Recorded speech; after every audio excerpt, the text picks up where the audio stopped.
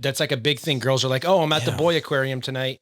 And it's just that. because it's like, the glass and the guys. Yeah. It's actually kind of wild. That makes sense. Maybe it is the heated rivalry. I think we found show. the episode title. Welcome to the Boy Aquarium. From Maine's cold coast to Connecticut pride, Vermont's green hills take it all in stride. Massachusetts traffic we grip and we grind with a Dunkin' iced coffee and no peace of mind.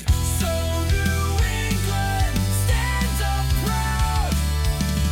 Chowder think we shout it loud.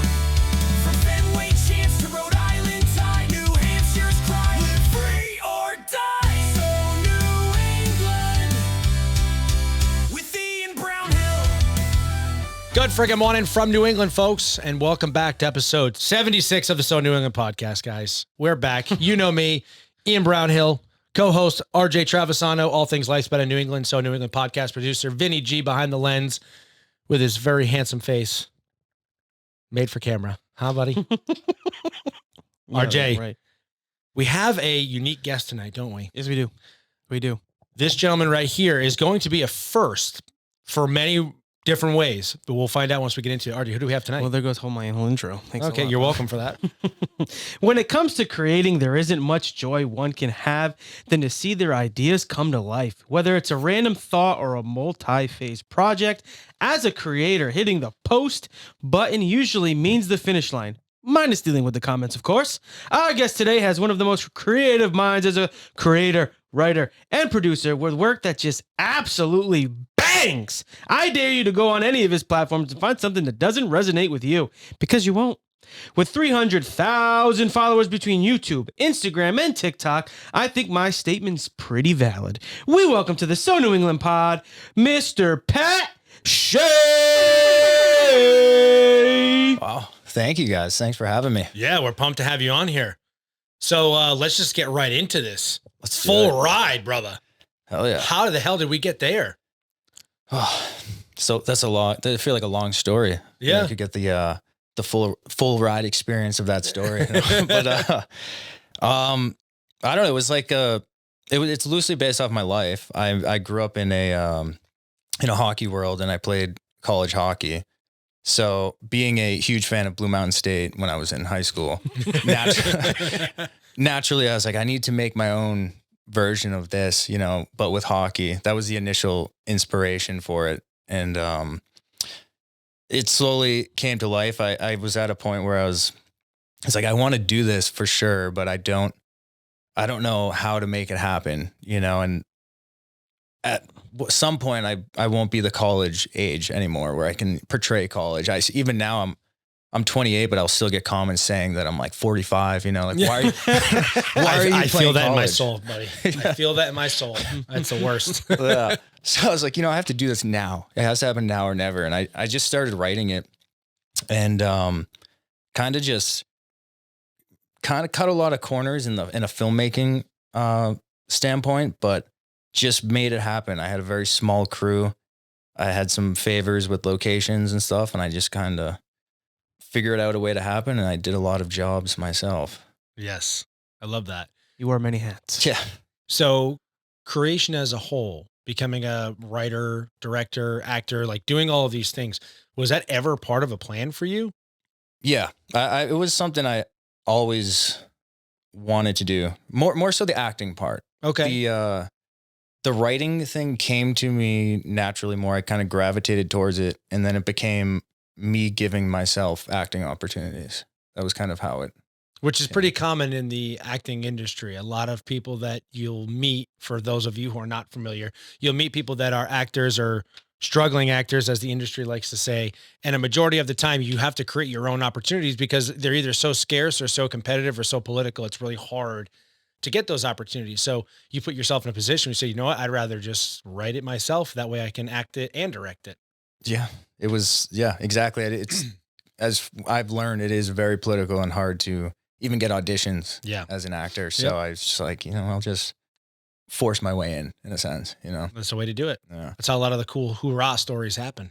Yeah. I'm very inspired by a lot of those hoorah stories. Yeah, absolutely. So let's backtrack a little bit then. So hockey is what really kind of inspired your full ride story. Yeah. But let's backtrack as to growing up, you're a New England guy through and through. You played hockey and like as a child, adolescent, like regular programs, middle school, high school, college. How did that all unfold? That has kind of told your story to where you are now. It very much consumed my life. I was born into it. My dad's a hockey player. He played at BC. He's a scout still. He works for the Avalanche, Colorado Avalanche. And so I didn't really have a choice but to be a hockey player from the start. But I mean, I did love it as a kid for sure. It was something I, was passionate about and loved doing. And I was pretty good at it. So as I start getting older, get to high school and like everything in my life was kind of revolved around that sport. Like where I was trying to go to high school, college, it was like, where's the next step for hockey? So that kind of took over my life but I wasn't able to do the creative side when I always did like doing it and would do it on the side, whether it was by myself or in class, but never really put that out there because hockey was like really everything that I did in life, which, yeah. Yeah. No, it's very cool. It No, can get old though. It is a very consuming sport though. Cause like a lot of places, I mean, Yeah. maybe not so much where you're from, cause it's probably more of a hockey based area, and correct me if I'm wrong, but like we don't have many rinks in Rhode Island that are close to a lot of the schools. So like for my school, my college, and we have a pretty decent hockey program. They used to have to drive 45 minutes just to the rink. So plus warming up and practice and treatment and all that stuff. Yeah. Like that's a grind. Where'd you go to college? Nichols. Nickel? Okay. Damn. That sucks for them. Yeah. That's tough. They travel to Burryville to Wow. play at the high school rink in Burryville. Damn, yeah. That sucks. But no, it is. It's a consuming sport. That's a lot of why I stopped playing, but it's the working out part, obviously the on ice part, the day that you think is like showing up to the rink and putting your gear on is so much longer than that. Even like a game day, you have to wake up, go to morning skate. Hockey's like the only sport that does this. I've learned you go and have a practice on game day, basically, like to get your legs going, to warm up the body, only to go home, nap, go back to the rink 3 hours early to do a warm up for the warm up that you already warmed up for, so it's just like, there's just like 3 warm ups. That's crazy. And then you start, then you go into the game. Yeah. Holy shit. That's wild. Now, you grew up in a heavily influenced hockey town. Your dad, scout, playing, all this stuff. So hockey is like born and bred into your soul. Yeah. So then how does this creative outlet kind of exist in you? Like what other avenues did you do that kind of like first explored those? Because obviously we're going to get into like social media and how Yeah. you were able to utilize that platform to kind of advance yourself. But like creatively speaking, because it's kind of that running joke of the athlete who's also kind of the arts guy, right? Right. Like the Troy Boltons of the world, right? So that's like kind of Yeah. what comes to mind. So how did you balance that? And like, what did you practice and what did you do? I would do it as a kid. Like I would make skits as a kid, even like when I was, Okay. like young. And, it was one of those things that like I gravitated towards and found the passion on my own, where I feel like hockey was what I was born into and kind of like told I was doing it and then happened to be good at it, where like this thing I found on my own, which is more rewarding and more like, I don't know, passion driven, I guess. But yeah, then I took a class in high school, which was like a student broadcasting class where you made skits to be aired in like homeroom. Mm. And that was the first time I really got to, I don't know, have an outlet, if you will. Like the homework was to write a skit idea. And that's where like the creative juices got flowing more. And then it just became something I would do on my own while I was playing hockey. I didn't start like publicly doing it until college, but it wasn't like, it was vlogging. I did like day in the life vlogs of my college hockey experience. Okay. I'm trying to wrap my head around the vlogging part now Yeah. because that is like not really the hockey world, right? Like No, that's, no. Because, and I only like to do that because I like to break down the barriers of the stereotypes, right? Like I think of hockey, I think of like brute, I think of like Yeah. like chopped up locker talk. I think of dudes being dudes. So like, what was that like for you to start like vlogging and the response to people? Because you're kind of putting yourself in an isolated decision-making way, it seems. Yeah. No, it is.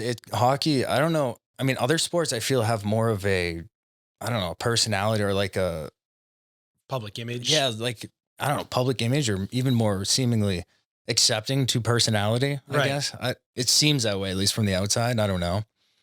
But hockey's definitely one of those, like, you're like media trained by your teammates. You know, you get to,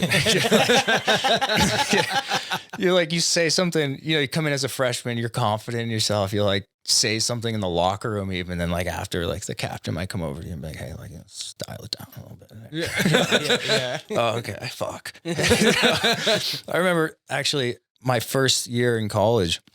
Where'd you go to school? UMaine. UMaine. Okay, Yeah. Awesome. Oh yeah, that's why you didn't know where Nichols was. Yeah. That makes way more sense. But I remember getting my first pair of skates in college, and this is the first time I've gotten a free pair of skates. I'm just excited to get them, you know. So I take them out of the box and put them on. And like after the first skate, the captain comes up to me. He's like, "Hey, just a heads up, like the boys are gonna make fun of you if you don't change your laces." I'm like, "My laces?" He's like, "Yeah, like you have stock skate laces in. Like get the Howies and use those." I'm like, "Okay." Fuck. So like right away, it's like shit like that. You kind of have to do what is cool in a way. And if you don't, you will kind of be an outcast. Right. It's kind of that way. I mean, I'm sure it's that way with a lot of guy groups in general. Right.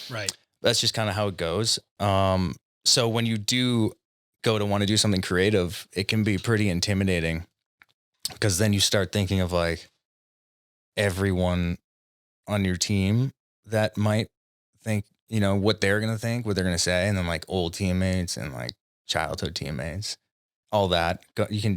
It starts going through your head because you're like, there's no one in hockey who does that, you know? So I was definitely nervous doing it.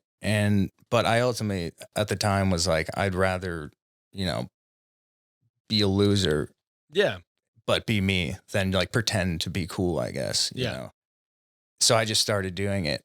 And it was kind of my way of getting into the creative space. I always wanted to, and I was like, okay, this like college athlete vlogging thing is working for people. I don't see a hockey one. Let me try this out. You know, that was kind of the mindset. And then it did pretty well. It did pretty well. It was the first thing it gave me a little bit of a base following. I had a separate YouTube channel, not the one Full Ride's on. I actually stopped posting on it because I'm happy I did it, but also like kind of took me in a direction that I didn't really want to go to, because then I just had a bunch of people who were obsessed with my hockey career.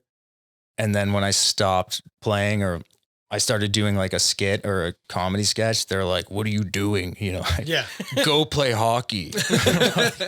Okay, I see. So that was a little bit of a, you know, had to go back a little bit to go forward. Fellas, let me talk to you for a second, man. Look, it's 2026 and you're not feeling like yourself lately. I get it, but it's time to do something about it. You got low energy, you're having bad workouts, you can't seem to focus. You are not alone. And trying to figure it out in today's medical world, hell, it can feel like a total hamster wheel. That's why we at the So New England podcast are wicked excited to be partnering with Game Day Men's Health. Now, here's a few fun facts. Your initial consult and lab work are completely free. And most of the results are done right in-house in about 15, 20 minutes. It's a medical office built specifically for men, with licensed professionals who actually give a damn and explain what's going on so that they can create a real game plan for you. They offer testosterone optimization, peptides, yes, there it is, buzzword from socials, I know you're seeing it everywhere, peptides, ED solutions, because fellas, there ain't no shame in the game, baby, and more. All completely personalized to you, which was me and the fellas' favorite part. Check out one of their locations in Garden City, Cranston, or Wayland Square right in Providence. Quick, easy, professional, and we cannot recommend them enough. Check out the video on our socials of our personal experience if you'd like, so you can kind of see what it looks like firsthand. Because me and the fellas, we all got our blood work done, and we're now all on our own customized plan right from Game Day's Men's Health. So what are you waiting for? Take control of your health today, boys. GameDayMen'sHealth.com and book your appointment today. Talk me through then the full ride itself, like from conceptualization. You said it's a bit about your life, but I'd like to kind of understand a bit more of like the synopsis of the storyline. How many episodes, how many seasons, how was filming? What was that experience like? When you were at UMaine, did you go to school for film? No, Okay. What did No. you study? business, which is Okay. actually a joke I did in the show. Yeah. Okay. Awesome. Cool. So then, like, walk us through like baby steps here, because my hopes is that we get some of the listeners now to kind of tune in and kind of check it out. So tell them Yeah. what they can expect. Yeah, it was like I guess the premise was when I was vlogging, I was kind of having a filter, or I couldn't show what the life was really like. I couldn't like take a camera to the college party and then, then the public image is like, oh, like UMaine does things that normal people do, like they drink alcohol, shit like that, where Right. then all of a sudden you're like labeled, and because hockey likes to like block that stuff out. They don't talk about like the life away from the rink as much. So it was a very filtered day in the life. This is me going to the rink and I eat food, but I can't really show it. So I wanted to have an avenue where I could really tell some of the stories. Obviously they're exaggerated for humor. I'm not, that would be pretty ridiculous if I was that stupid in real life, but, but yeah, so that was kind of like why I wanted to do it about college hockey. And then a lot of the themes were based on my experience, like seeing a Blue Mountain State and having this expectation, or like the public perception of what a student athlete is. Like everything's handed to them. They don't have to go to class. They have nerds that do their homework, stuff like that. Girls throw themselves at you because you're a D1 athlete. And then when you actually go there and you realize like, okay, the public perception isn't real and the expectation is not as glamorous as you might think. This was my experience, at least. I had to go to class, actually, I had to do my own schoolwork. Girls weren't like, oh, you go up and go like, hey, I'm on the hockey team. They're not going to be like, oh my God, that's then here's you my take them. underwear. Yeah, Thank right. you. So it's like, oh, so it's not quite like that. So that was a theme I had in the series, at least through like the first few episodes, of like having that wake up call, coming in with this cocky attitude of like, I'm on top of the world, just to be slapped in the face with reality. And even still in like the comments, people will be like, well, this isn't real in real life. Like they don't have to go to class. I'm like, well, I actually did it in real life. I can tell you that we did, throw back in their face. The newsflash, you do have to go to class when you're in school. Yeah.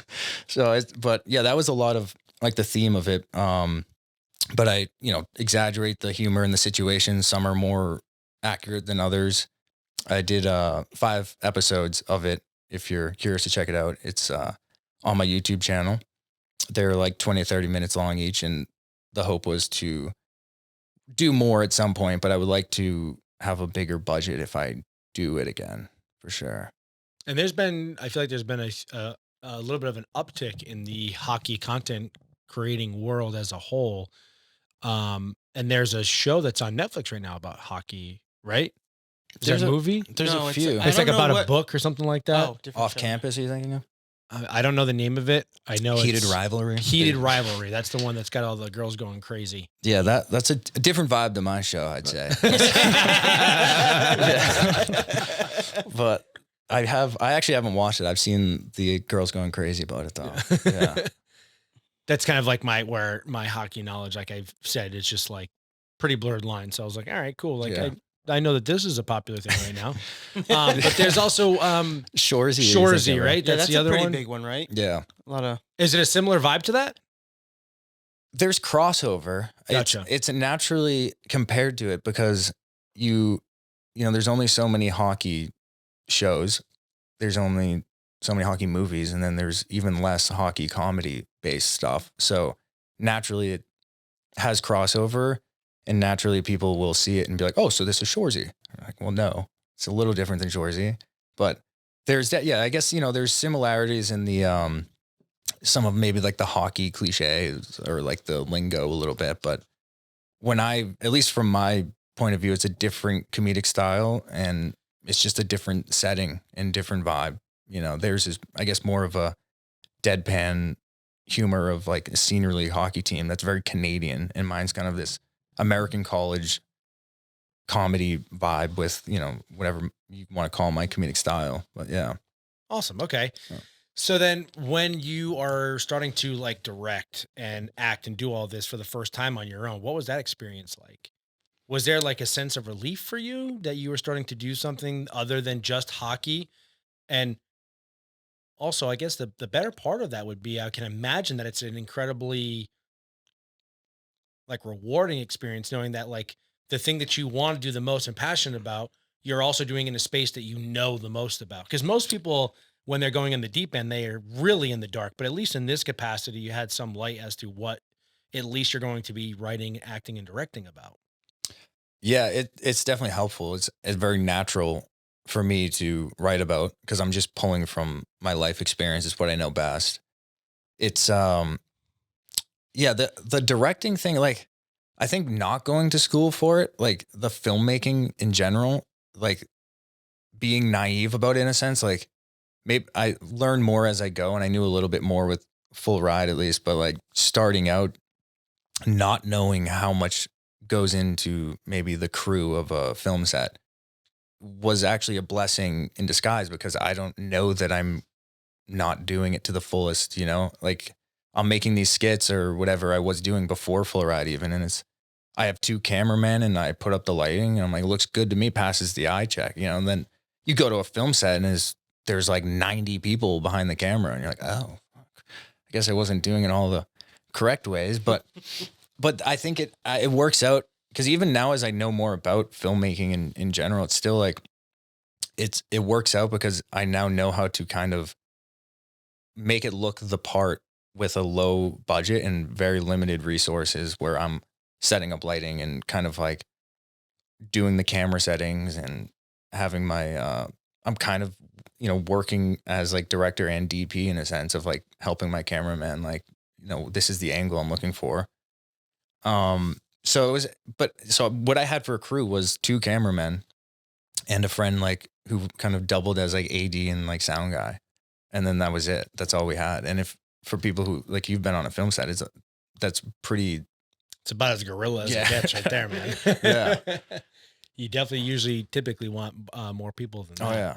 No. It's Now, overwhelming. would you say that not only from the influence of the script writing per se, or like the film itself as a whole, but like where does like that hockey experience and that hockey knowledge translate for you as far as like the wherewithal to like withstand the difficulties that do happen when you're on a film set, like people being late, lighting being Mhm. poor, someone cancels on you last minute, or like, you're, an hour over on a scene because you're just not getting what you wanted out of it. So where does that kind of translate for you? And how did you use that to your advantage in your first acting debut and directing, excuse me? I find there to be a lot of crossover. Not, I guess not in like the ways you might think. It's more like it's different, you know, where you're on like a film set, you're grinding in a different way. It's more of a mental grind. Like it's pushing your mental capacity of how long you can work for, but it's not like you're physically running or skating, you know, you're not draining your body. So it's different, but where I found crossover was in like for me, less I learned playing hockey like less is more in a lot of ways where you can overtrain, you can overdo it. So finding like a balance of what is like rewarding where you're gonna quality over quantity, you're gonna actually progress and get better where you're doing too much and it's gonna be a negative. You know, that was something I found from playing hockey that I got to bring over. And then also just knowing the grind, being familiar with pushing yourself past your limits when you need to, of like you're in like a third period in a game and you're really tired and you're drained and you're like, I don't have a choice but to continue right now because Right. my team needs me to. And you put everything in, and then you realize like you can push past that limit. So that can cross over for sure of just being familiar with that grind and knowing how much it takes to be great at something. You know, that's there is crossover there. That's awesome. And how about like the New England influence? How does that impact you? Because a majority of like New England as a whole, stereotypically speaking, has been known to have like that really hard work ethic, that commitment to finishing a project that, you know, w- fall in line with all the different stereotypes there. But how does New England influence this for you in any capacity as a writer, Mhm. director, as an actor, and just like as like a film creator as a whole? Like, how does that influence like the script writing and how these other actors are portrayed, and is there like New England influence that can be visually seen within these scenes and within the episodes?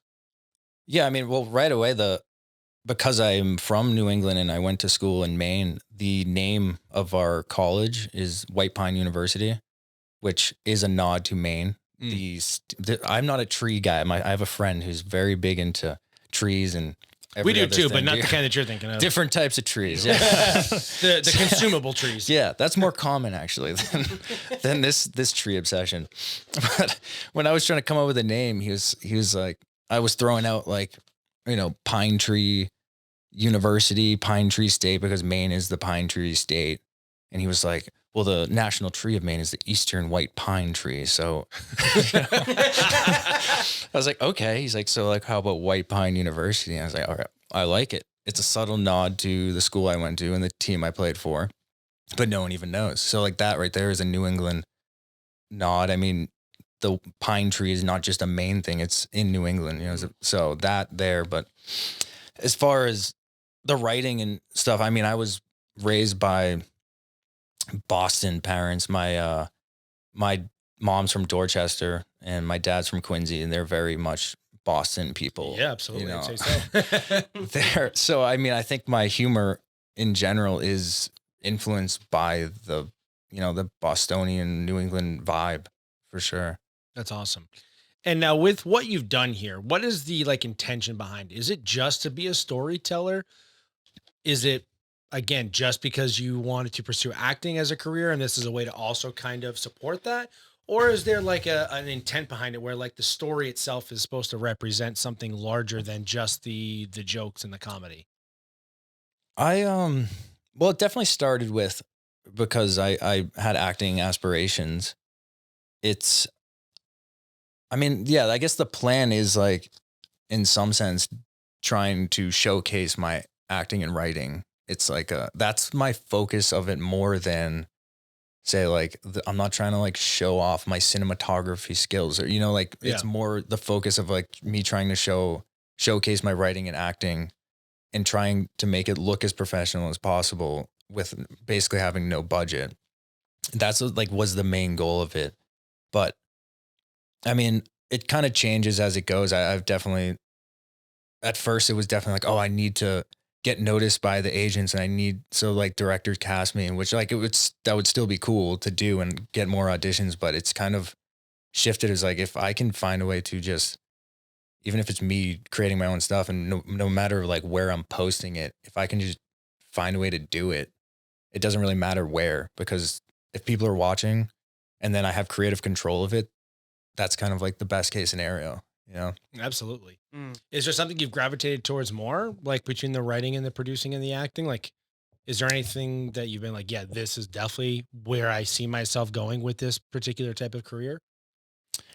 I still find the most passion in the writing and the acting part. Like Okay. if I had the budget to, I would probably have a director or at least a co-director. I like making sure my vision is told. That's like a good feeling when you're writing and then having it come to life.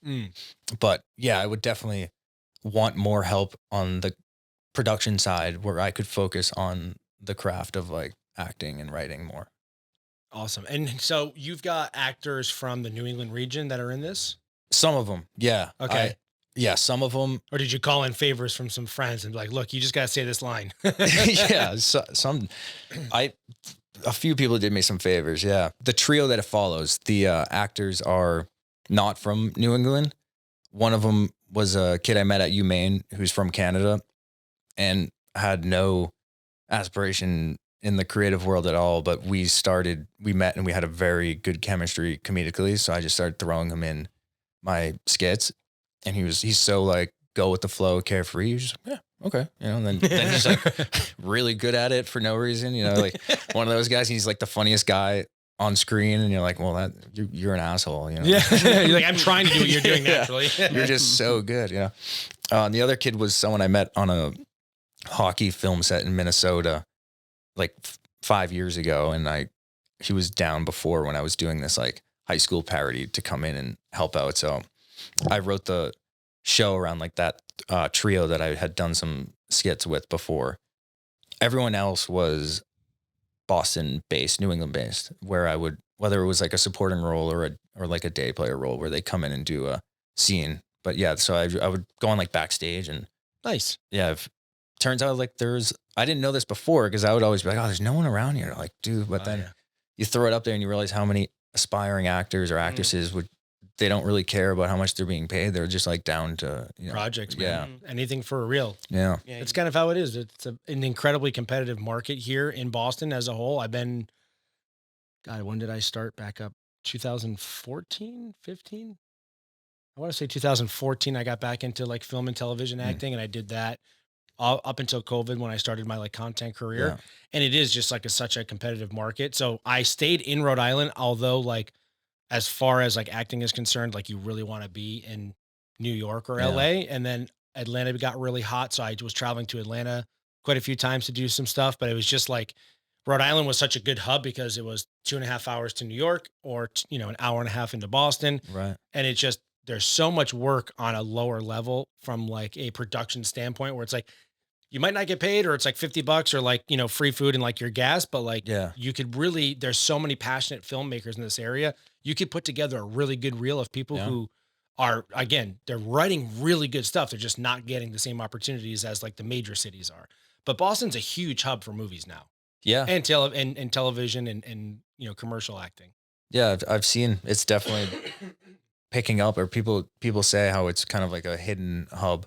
And then I've connected with some like filmmakers and actors and stuff more so in the last year or so, where I'm just like hopping in some short films and stuff. And you like realize that more is going on here than you think. Yeah. And how did it feel for you now? Again, I hate to keep harping on like the hockey thing because I don't mean to like make it your identity, but based off of what you've made here and off of your like past experience with the hockey as a whole for a career, what was it like for you being able to like bring your two dreams together and then like cross that finish line of like getting that first episode done and like putting it out there? Like, how does that make you feel currently? And what's the reception been like? That I would say like having your vision, like starting with an idea like that I had, for me, it was like an idea I had in my apartment in my senior year of college, and like speaking it out loud, then it's seeing it in your head and like bringing it to life and then watching it back even before people see it. It's probably one of like the cooler feelings in the world. Like because not that many people can relate to that, seeing it, doing it, and then seeing the final product, like, so that for me is one of like the most rewarding feelings of what I do. And I guess crossing it over with hockey, it was more like it came natural because it was what I was writing about. And then with content, it was what was working because I had a base following of hockey people. So I was like, if I posted something that wasn't hockey related, they weren't as like, I don't know, into it. So like, I was like, okay, here's a little way to bring the two together. Yeah. Comedy, acting, and hockey. So I'm like, let's write some hockey stuff and do that. And then, I don't want to stay there forever, but it works. It makes sense. And, as far as like the reception, it did better than anything else I've put out as far as like a long form project on YouTube, and people like it. Even it's a little niche pocket of people in the grand scheme of things, but it's like they love it. The people who were watching it, gave like a little, cult following of people who want more, so that's a cool feeling. Oh, that's awesome, man. Good for you. That's sweet. And what, if you don't mind me asking, what did happen with the hockey career after college? You just decided that was it? You didn't want to try and go competitively? Did you battle an injury? Did you try out for some teams? Like what did happen? Yeah, actually, this is for your vloggers who are still there. Like, where the fuck did this guy go, man? I was following him. What happened to his career? Dude, I'll still get DMs about it. Even like, I'm imagining that you had to be like, I don't know what they would say in hockey, but like an ace, like where you had to have been pretty damn good if people were following you. Yeah. I mean, they were following me because I was the only hockey player showing anything into like the life of a hockey player. Right. There's like, even still, there's really not many people at a, playing at a relatively high level, whether it's college or pro, that are showing any glimpse into the life. Like maybe one recently that started, but that's why they were so behind it. just these crazy hockey fans got a glimpse into the college hockey life, which they're, you know, at that point it was like high school kids dreaming of being that. So it worked. As far as my career, I graduated in 2020, which was like the worst year to graduate. Right. So it was like a weird gap year. And I was drafted by the Florida Panthers when I was 18. So that hockey's like backwards. You get drafted, then you can go to college and continue juniors, and for like 5 years. They do that for baseball too, Do right? they? Yeah, because I remember the high school that I had gone to half of my like high school life. There was a kid that got drafted by the Red Sox, and there's another, my buddy Jeff, that also got drafted by the Pirates, but they still went to college after. Okay, so baseball is the same then. Yeah, it's like I was so confused, like, oh, he's gonna go, like he's got drafted by the Red Sox, like woo, and then I saw like his next Facebook photo was like him in college. I was like, I thought you were with the Red Sox. What you know what I mean? It was so yeah, that's the same. I know like NBA, you declare for the draft and whatnot, but yeah, so I had having that part of my identity made it harder, because then people would be, you know, like, what are you doing? Why aren't you playing for the Florida Panthers? I'm like, well, it's not that simple. You know, it's a lot. There's a lot of draft picks who don't play in the NHL. You guys know, like I was a 7th round pick. It wasn't like I was a top 10, you know? So like, I don't know, but it definitely made people think I was crazy.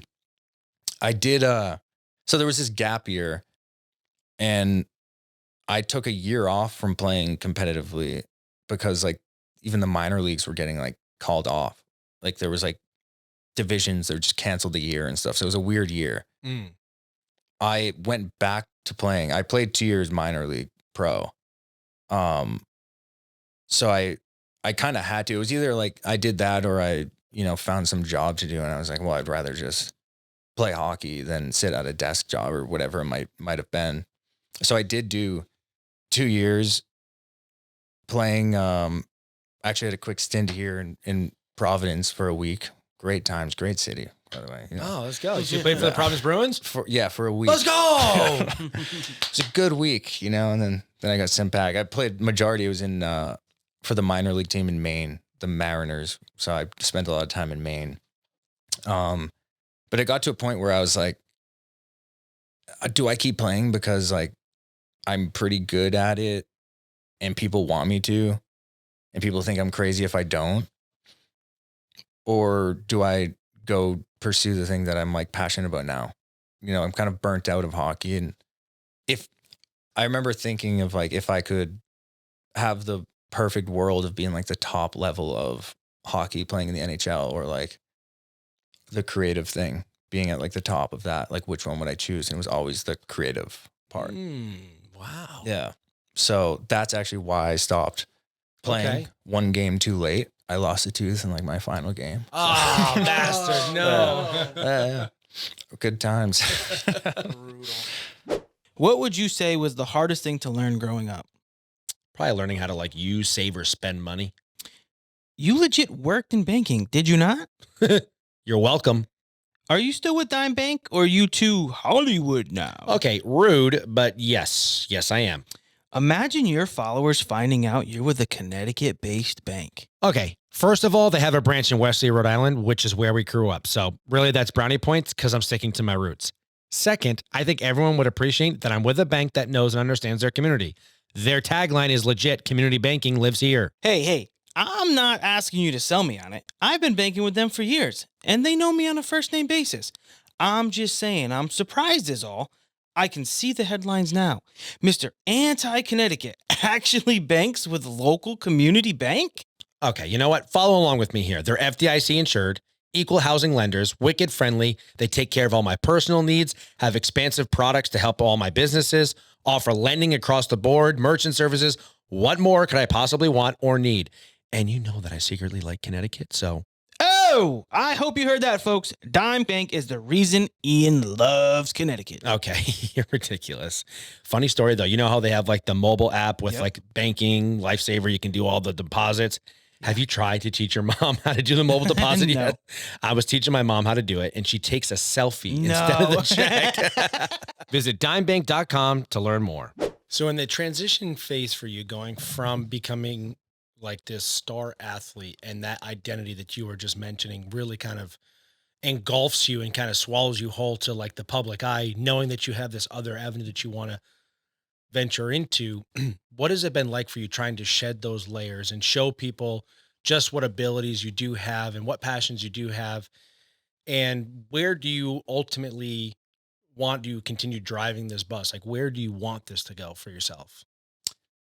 It's been an interesting journey, kind of shedding that image. You know, the first step was kind of getting people to not just know me for my hockey career. So now when I'll mention something about it, like, oh, like when I played college hockey or something, most people don't even know that. And I think that's cool because they're not following me because of my hockey ability. So for a while that was like something that would eat me up. Like I'm more than that, you know? Yeah. So having that was kind of like a big step. You definitely had to take a step back, and it at times can feel like you've wasted time, or like you built it in the wrong direction, but it's like, I don't know, it's just part of it. Kind of like have to take steps back sometimes to jump forward. So that was one. And now I'm kind of in a point where I want to show that I can do more than just hockey comedy. I want people to like know me for more than just that. So that's kind of, I'm in that process. You know, I'm not like fully there, but I'm not as like upset about it at this point as I was when I was younger, like trying to shed the like identity of being a hockey player from like my career, because I'm not like upset with the hockey comedy stuff I've done. Like I like it still, you know, I'm not like mad if they know me for that, but I do want to do more just passion wise. So that's where I would like to take it. And I think the angle would be to make my own movies and TV shows at like the highest scale. That would be like my end goal, I guess. Well, the second that happens, let me know because I'll watch. I'll buy into that. I'm down. That I can sounds for sure see that happening Absolutely, for you. So dude. the other thing would be, why is it that you think the stereotypes around, I guess, like pro athletes as a whole, like why is it, I guess stereotypes is the word. Why is it that you think that there has not been that like next level exposure for hockey in the sense of like the social media world, right? Because now That's a good question. sports has shifted in such an interesting dynamic where it's no longer like your identity is your team, whereas it's so much of like you are the team and you are like the star guy, so you have to market yourself. And now it's not just like one star guy. Like there are guys who are sixth, seventh, eighth man on the roster who are getting brand deals, shoe deals, who have massive social media followings, who are, you know, their wives or their husbands or whoever it is are doing these other things. Like, obviously, I'm going to bring it up as an example. Like, you know, you look at like Drake May, like, yes, Drake is like the star football player of the Patriots currently. Like, that's who we all know. But like his wife, like, was baking and doing all the stuff. And now she has like her own world out of it. But I'm trying to, because hockey, I feel like is so misunderstood in that sense, because you don't get that back end look at it, but also like, it's never really talked about how like hockey players as a whole, like, have some of like the longest schedules, the most rigorous workouts, and they are like severely underpaid, but they are still selling out stadiums for the same exact cost as like the Celtics versus the Bruins, right? Like the star of the Celtics is making $500 million.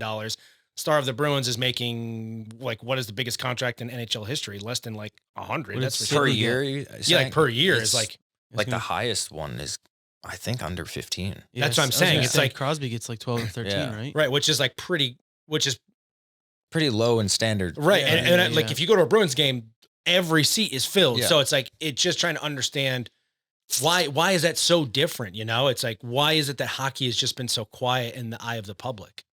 Is it deliberately done? No, I think at a national level, it's not nearly as popular.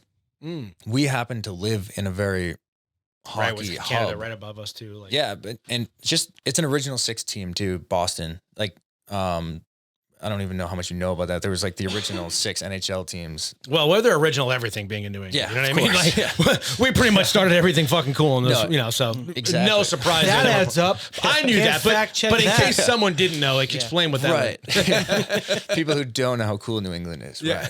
Right. No, there was like 6 original NHL teams. I know like Bruins, Chicago, Toronto, Detroit, New York. I might be missing one. But so like we actually, and today those still are very much like hubs for hockey in America.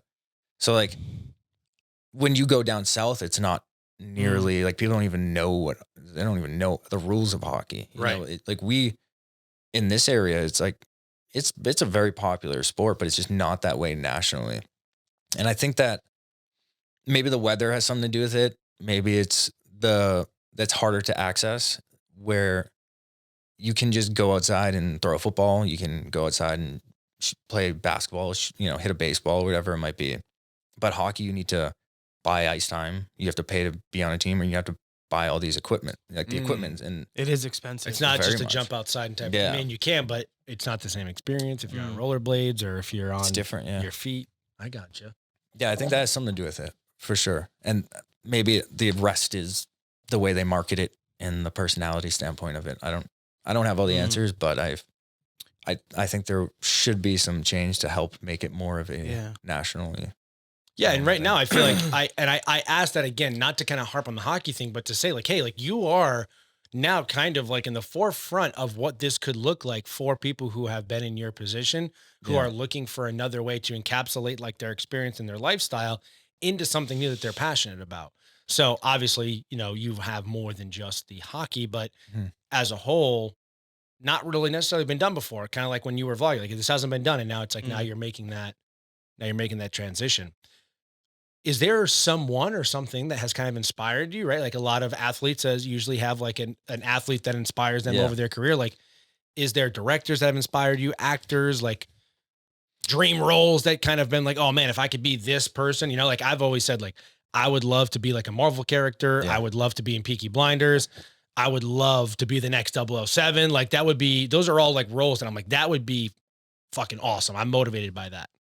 How about yourself? No, I love superhero movies too, actually. So like that was. Are we about to fucking make hockey superheroes right now? Well, there's an untapped market.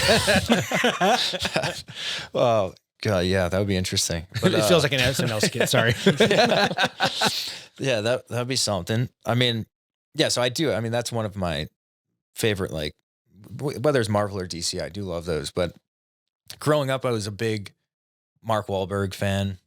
I love, The Rock, even, and like just Will Ferrell, those like comedy stars of the early to mid 2000s, even into like 2015 area where comedy movies were really relevant.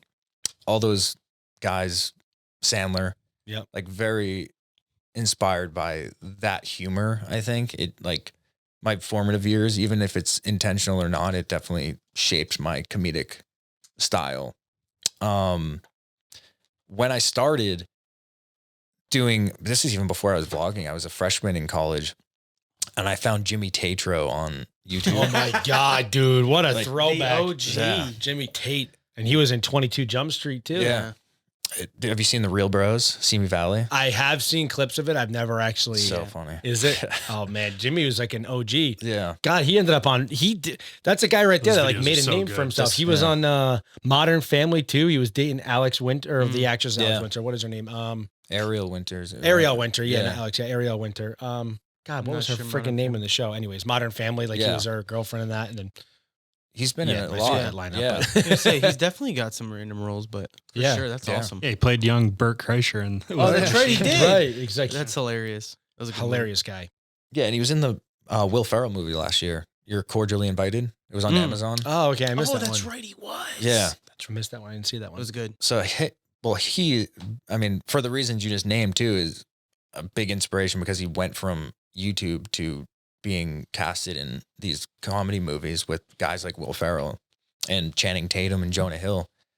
But his stuff that I found on YouTube when I was a freshman in college, I was like, because I was already like writing and doing some skits in high school and on my own. I was like, oh, I could do this. I can like, cause he, at the time he would do like, you know, it wasn't very high quality. He would be him and his friend Christian there, like on a low quality camera, just filming skits. And it was the comedy and the writing that drove him. It wasn't the quality of the production. So I was remember very the drunk questions. Yeah, those were great. Those are great. I mean, everything he does is great. He's a funny guy. So I took a lot of inspiration by that. It was maybe one of the reasons I even started doing it, because I saw this like normal guy kind of creating a name for himself. So yeah, he's an inspiration. I love that. I love that. So usually this is one of our So New England segment questions, but I'm going to ask it to you this time.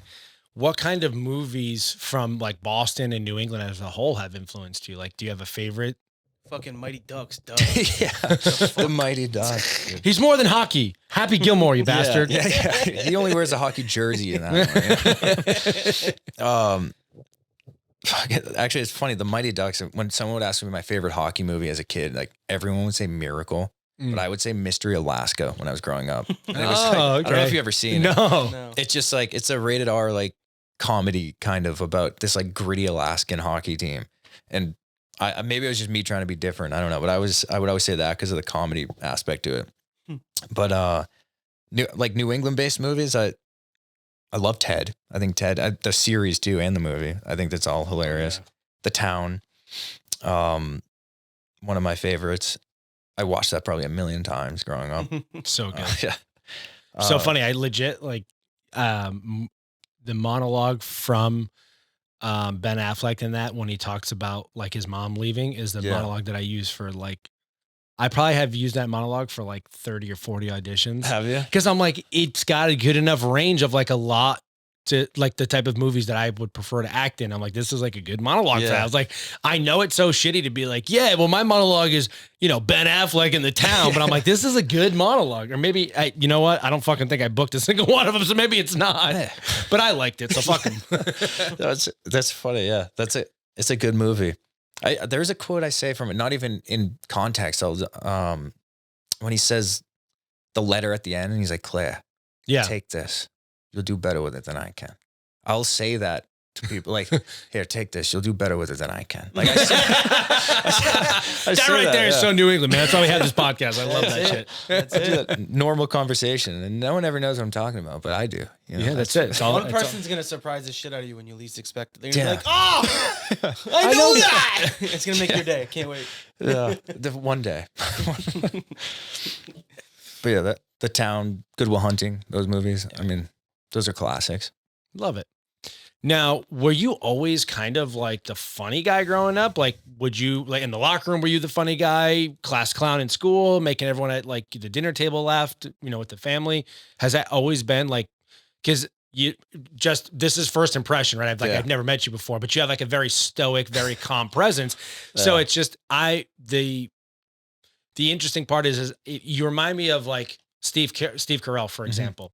If you ever seen like an interview with Steve, he's a very calm, very relaxed guy. He tells people all the time, I don't like comedy. I don't think that I'm funny, but I just do it. And I'm like, this is a guy that to me has some of the best comedic chops that I've ever seen in any movie or TV series. Not just like The Office, but an Anchorman, just like the timing in which he does it, and with any improv. Dinner for Schmucks, like so good. And you watch the bloopers and you like, you know, you look at people like Will Ferrell, and these are guys that like, they've done so good in their career that they've earned the right to say, okay, I'm going to come in the first take, I'm going to say the written line, and then you're going to give me 5 takes of whatever the fuck I want to do. Yeah. And it's almost 9 times out of 10 that they use an improv line. And Steve like makes me think of that. And he's a guy that was open about the fact that like, no, I was like good in school. I had good grades. I never spoke out like, but you just always think that it's like the idiots that are the class clowns that always end up being like the comedy guys. But something tells me that's not your path. No, that's a good read. Yeah. I was a quiet kid. Okay. And I was an observer. I definitely always had a comedic side of me that was more like in my head, and I'm sarcastic a lot, and I'm good at making fun of people, which isn't like a thing that would be received well in like meeting someone or in a conversation, you know, if I just come in and just start like shitting on someone because I think it's funny. Yeah. So like, you know, that I keep those like thoughts to myself a lot.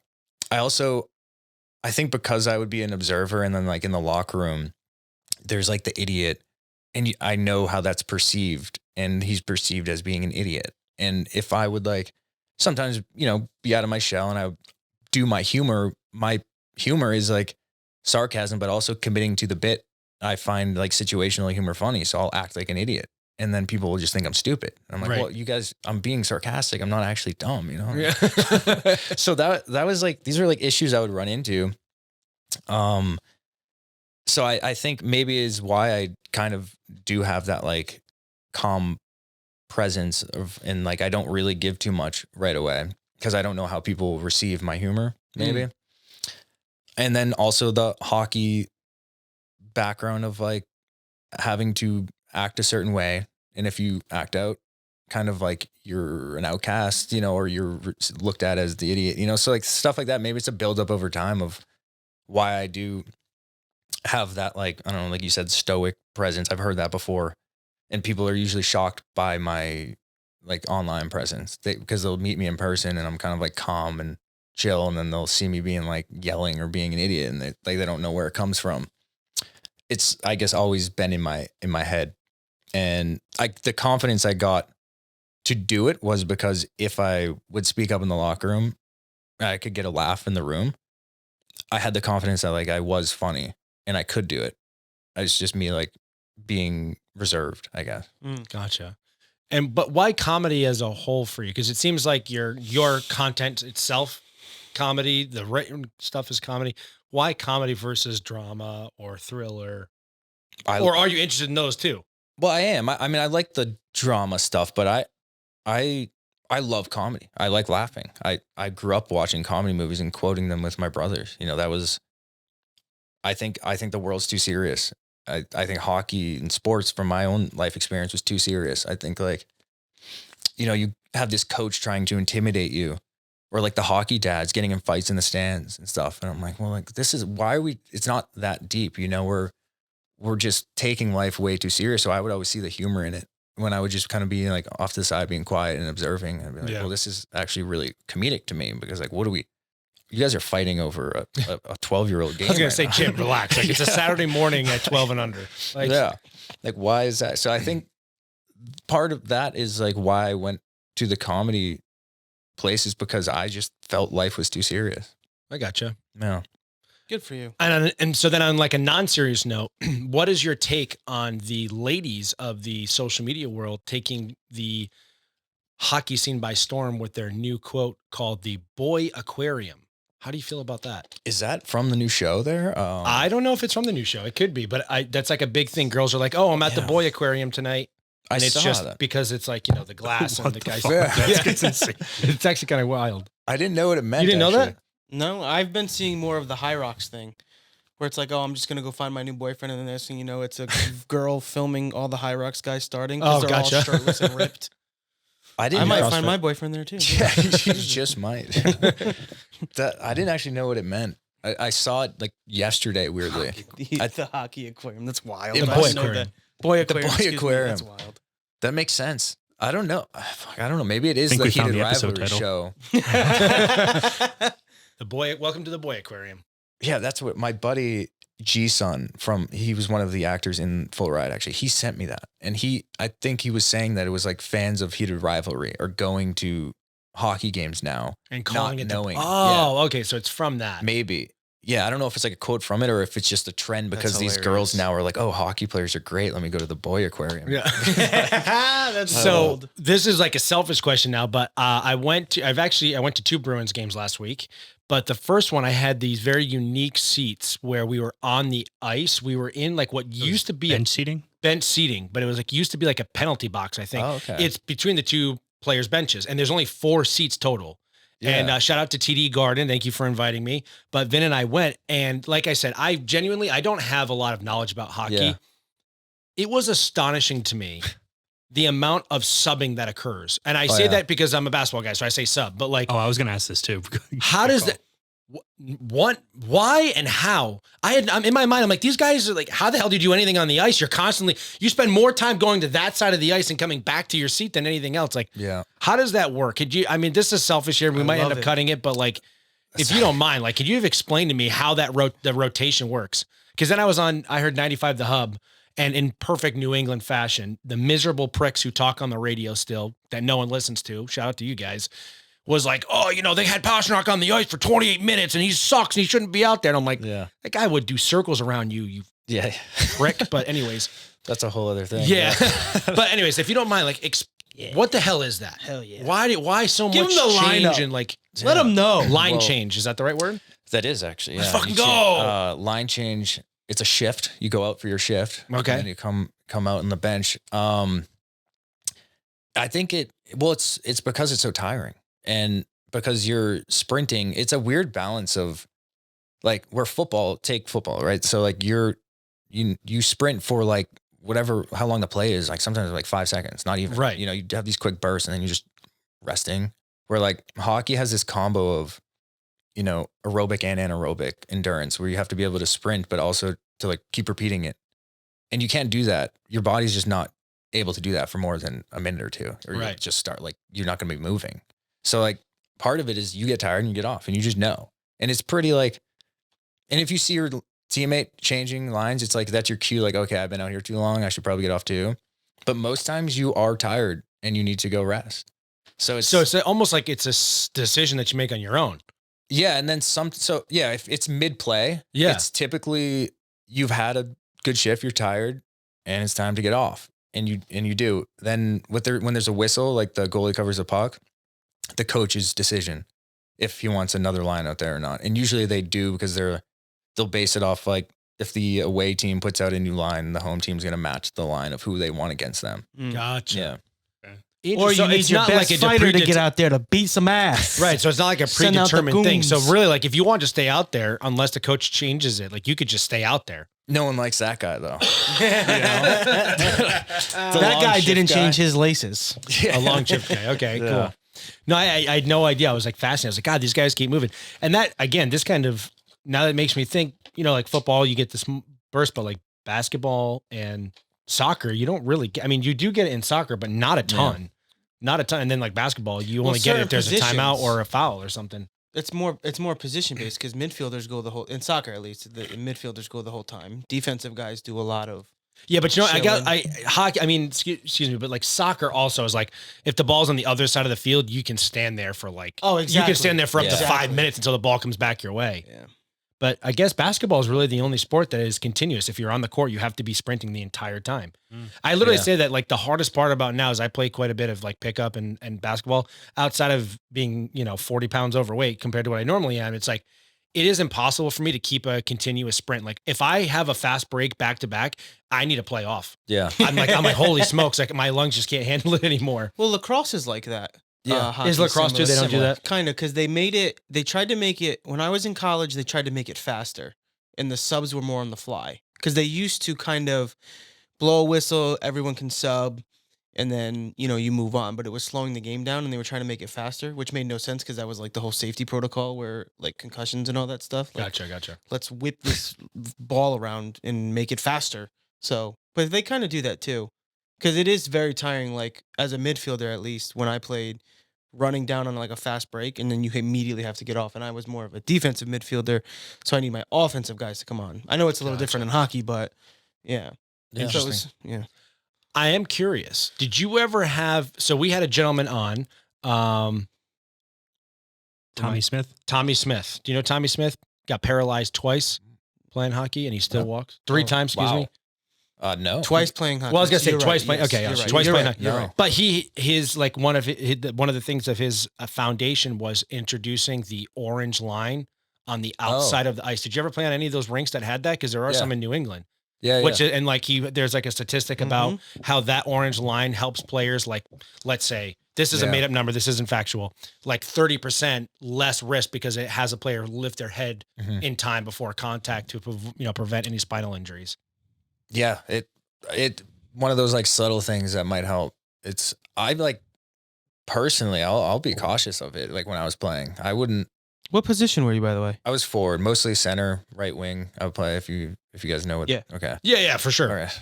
He's the guy who does the thing in the middle. I still don't Yeah, understand. take Or on the face other off. side, takes the face off. Yeah. Cool. Then he fights. He's a fighter. Oh, hell yeah. Only on the occasion, I would not. I wasn't a fighter though. Yeah. I was too small for hockey to be a fighter. Some of those guys, when you see him, you're like, yeah, I can understand why that guy fights people. He is Oh, yeah. fucking Yeah, there's like I said, we sat next to the bench and I was like, Jesus They're Christ, I had huge. no idea these guys were that big. That's why it puts it in perspective when you like, I mean, I'm just calling him out because he was a Bruin, but like when you see Marchand being so chippy and Yeah. next thing you know, he's fighting the other guy who's like, he's not the goon, but the other guy's probably the goon.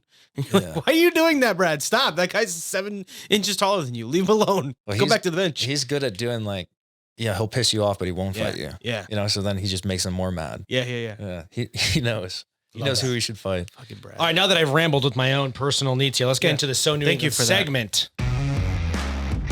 You grew up in our beautiful region of New England, and you have got plenty of experience moseying around. I'm sure you did a lot of travel hockey too, so you've got some experience under your belt. So I would like to know, good sir, 6 beautiful states. Can you rank them for me as far as favorite to least favorite? However you Yeah. choose. Massachusetts, born and raised there. I live there again now. It's my number 1. Let's see if I can get them all without asking for help. Oh, let's go. My number 2 is Maine. I spent like 7 years there, and I've grown to love it. It's when I was younger, I really didn't spend as much time there, so it was like a new thing. So I go Massachusetts, Maine, New Hampshire, and then this is where I haven't spent as much time in the other ones. I'll throw Rhode Island in there and give you guys a nod there. Let's go. And then Vermont, and then Connecticut. Crushed it. Nice. That's the perfect Awesome. way to end that. Love that. All highway down there. I mean, what is Connecticut? Fucking tri-state. Not a whole lot. Bastards. The passing through to get to New York. Right? We need to sell them to New York or something. Never mind. Two-parter. What is something that you find overrated about New England, but also what is something you find underrated about New England? Underrated, I'll start with, I think, is the fact that we get to experience all the seasons. I think is, as much as we'll complain about the winter, I think the balance of being able to experience all of them and miss summer or miss spring and fall, I think that is underrated. Great Oh. answer. It's a great answer. Thank you. Thanks. I didn't even think about that before. That's crazy.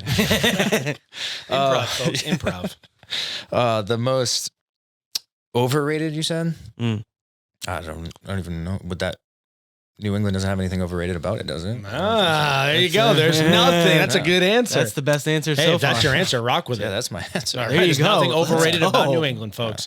Can't think of anything. Now, with your travels and how you've kind of gone about, I don't know exactly where you've been in the U.S. or outside of the U.S., but obviously we have the 6 states. You just ranked them. If you could bring in another city, state, country to join us here, what would it be, and why is it Canada? Just kidding. It's funny. I was thinking that. Like, Canada is nice. I know. Yeah, the 51st state. Ireland, probably, because like so many Let's Irish go. already came. We love it. Yeah. That's what I Dude. well, no, actually I said Florida the first Okay. time, but Yeah, but we know you meant but Ireland. we know. Yeah. Ireland. Okay, cool. I love it. That's great. That's really good. We did the movies one. Sports. Yes. Oh, great. Thank you. We have tons and tons of amazing sports teams, and you can rank them or just mention some, whatever you prefer, because you got the depths of hockey in there. So he's up in Maine. So can you rank your favorite New England sports teams? Naturally, the Bruins would be my number 1 for obvious reasons. You a hockey fan or something? No, actually, I just played a lot of it. Yeah, love it, man. I guess I'll rank, I guess, based off of like sport that I've gone to the games mostly, because the other ones are all, you could throw them in there at any point. I go Yeah. Red Sox. I definitely went to a few Red Sox games as a kid, and then I'll throw in the Patriots, Celtics. Mm. I know I'm missing the soccer team now. I don't know their name. Revs. Revolution. No. Is that their name? No. Yeah. Right. They're from New England. Yeah, them. Yeah, Yeah, it's actually since we've started asking this question, when we really boil it down, there's actually take like Division 2 and Division 3 programs completely out of it, obviously, because there's tons of those. But there's still quite a lot of sports. You know, we had the Boston Cannons, the Free Jacks. I mean, UConn men and women's basketball. UMaine's a good program. We do have a really good hockey hub for Division I hockey too. Like there's a lot of, I feel, and correct me if I'm wrong, I could be totally wrong, but a lot of like the powerhouse schools, Quinnipiac, Harvard, Yale, Princeton, those schools, those are all up here. There's a lot. Yeah. Well, they do the huge hockey tournament every year too. The Bean Pot. Well, that's the Boston team. That's the 4 Boston teams. Yeah. But Just them. there's 11 D1 programs in Massachusetts. Damn. It's the most actually in America, which it's not that big. There a you state. go, guys. Breaking another record. Yeah. You're welcome. Got We you guys. fucking rock. Yeah, we're All pretty cool. we're fucking awesome. Well, we already asked you about the movie thing. Mm. So instead, you kind of mentioned that there are the underrated is how many seasons we have. Do you have a favorite season? Of what? A Sorry. favorite season? Oh, sorry. I thought you were talking of a show. I was like, a friend. What's your favorite season of this show? My favorite season? Summer, probably. Yeah, but I want to give a shout out to fall, New England fall, because I feel like that is Majestic. yeah, it's probably the coolest season that New England has to offer, I think. You get to see like leaves dying and stuff. And Makes What's you think of cooler? Seth Rogen with that meme. When you hear Fall New England, I just think of that Seth Rogen one, when he's like shirtless and he's like this. You ever seen that one? You're sick. Insert that right here for Yeah. me, man. See if we look the same. Oh, that's Amazing. Is there a sentence or a word or a phrase that you feel totally encapsulates like New England? If someone wasn't from New England and you could say like just this to them, what would you tell it's just like when you said that, the first thing that popped in my head was just fuck. them? That's perfect. good. That's it. That's great. Yeah. You're going to use that word quite a lot, whether it's alone, in conjunction with other words. Oh, totally up to you. Yeah. Just a lot of fucks here. So many. And not a lot of them are given. No. But a lot of them are shared. Personally. Yes. God forbid anyone. Give And a some of fuck. them are given in sign language, which is right here. Yeah. That's my favorite, especially in a car where I'm safe and away from the person who I'm giving it to. Yeah. That's Fucking rat bastard. Always He's the guy that comforting. usually gets it the most, too. Yeah. I can't stand it on the highway. Good driver. That's a no. I'm just always in a rush to go nowhere, Yeah. and everyone's in my fucking way, dude. It's bad. Continue the pod. I'm sorry. No, it's good. It's good. I was having some serious road rage on the way. Were ya? That's why. Oh, bad. I'll take my time with Yeah. people like you. If someone's like rat my ass, Yeah. I'll purposely just be like, Yeah. And little do you know that this Yeah. guy is a powerhouse who's got like fucking hands Yeah. like a bear. yeah. See, you gotta be careful. You never know. But see, I'm smart. I'd make him. We'd stop, and he'd get out, It's the and I'd quiet, drive stoic away. ones that Yeah. are usually the worst. I don't listen. I'm all 1,000% talk, 0% anything else. My little chihuahua. That's why I never play. Exactly. That's why I couldn't play hockey. I would get my shit rocked all the fucking time.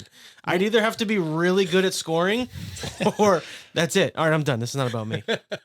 What would be a very nostalgic day for you in New England? Like if you were a kid again and you were like, oh man, like I would love to go here and do this and go there. And, like some people will be like, oh, I'll go down the Cape, grab some saltwater taffy or go Yeah. up to Canby Lake Park. Like what would be a nostalgic New England day for you? so my family would vacation to Newfound Lake in New Hampshire. So that would probably be Underrated right there, by the way, because Yeah. everyone wants to say Winnipesaukee, but it's sneaky one off to the side. That's it. Yeah. There you go. So yeah, maybe like a day there would be nostalgic for me. love that for you. Yeah. Awesome. Now, just to kind of harp on the New England sports teams too, is there like a New England fan base that you think is the worst? Ooh, the worst. Like New Englander to New Englander. Yeah, Like, yeah. Who is like the biggest pain in the ass to deal with when it comes to New England sports? Oh, that's tough. Oh, you mean like Patriots fans or Bruins fans? Yeah. Yeah, what you're or saying? Sox. Like, That's what you're like asking. I just okay. like who's like the Yeah. biggest pain in the ass? Like, you could be like, oh, like Oh, that's an easy one. is it? But is it though? See, I don't really know because I have an argument for all of them, but You could argue all of them, right? Shit, I don't know. I don't want to say the Bruins, but that's the fan base I know the most. So it would be the easiest answer, but I also don't want to offend the hockey world. Shit. I'll just go with Red Sox. Why not? yeah, no, that's fair because I do feel like when Just it some crazies. I feel like the Red Sox base, because Red Sox are just so ingrained in the history of Boston and not just sports, but like the Red Sox are probably the most like regionally influenced team of all of them. You know what I mean? Like the Yeah. Patriots are just like, oh, it's the Patriots. It's Tom Brady. It's Edelman. It's Super Bowls. It's like, it's such a pedestal. Whereas the Red Sox are just like, you know, there's how many friggin' games? And it's like by game 30, people are like, you know, Yeah. get rid of this asshole, send him back to his shit mom and fucking, you know, fire the whole team, fire them all. It's like you lose one game, like you don't have 6 more in the next 48 hours. And it's like, That's you know what I mean? 5 minutes into a Patriots game. Yeah, well, that that's is me true. 5 minutes, but that's because I'm passionate. That's why Yeah. the Patriots It's different are See what I'm saying? There's an argument for everyone. Like here I am shitting on the Sox, but it's like, but okay, yeah, no, Sox. That's a great answer. I like it. Pat, where can everybody find you online? Where can they stream your show? How does everyone get in touch with you? Pat Shea on all the social media platforms. I wish I had the same username across the board, but I don't. PShea25, Instagram, Pat_Shea on TikTok, YouTube, and Facebook. The show Full Ride is on YouTube. You can see all 5 full-length episodes on there, or if you have a short attention span, which most people do these days, you can go on Instagram and TikTok and watch the clips. Amazing. Pat, we do appreciate you making the trek down to Little Roadie today. Absolutely. Thanks for Thanks coming for on, having telling me. your story and sharing all about it. We really appreciate it. I appreciate you having me on, guys. All right. We look forward to the next full ride, my friend. All right, friends. That is going to complete episode 76 of the So New England podcast. Please remember, folks, life's better in New England. Red Sox crack and the Celtics fly. Patriots fight and the Bruins grind. From 6 great states, we raise